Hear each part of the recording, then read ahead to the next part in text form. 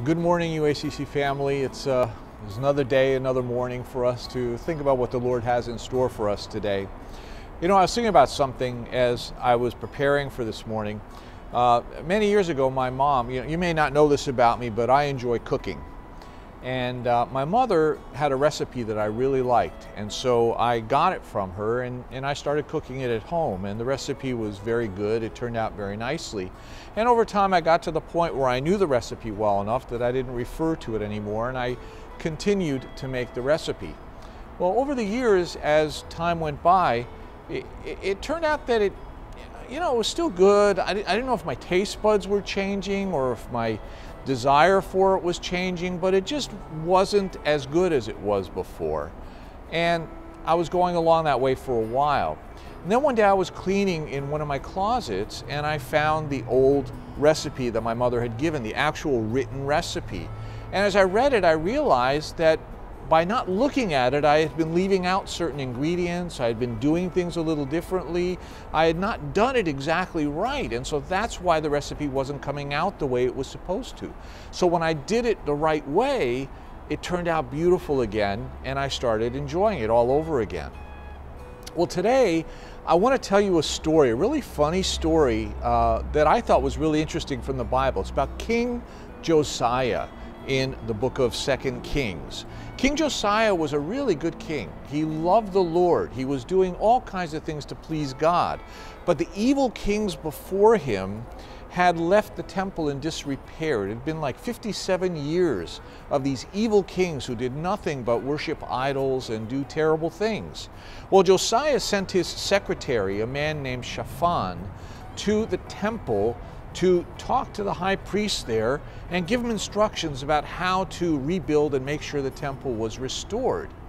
Well, when he got there, the high priest told him about a very remarkable discovery that he had made. And I'm going to read just one verse about that.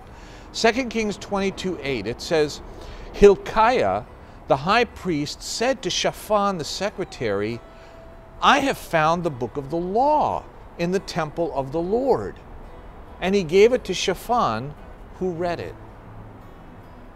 Do you get what happened here? Over all of those evil years, they had actually forgotten the book of the law. They'd stuck it in a closet somewhere, just like I stuck that recipe of mine away somewhere. They had just stuck it away, lost it, and had been winging it for all these years. So even Josiah, this good king, was just doing what he thought was right. He was just trying to find a way to do what pleased God. Well, Shaphan takes the book back to Josiah. Josiah reads it, and he's so heartbroken, he tears his clothes.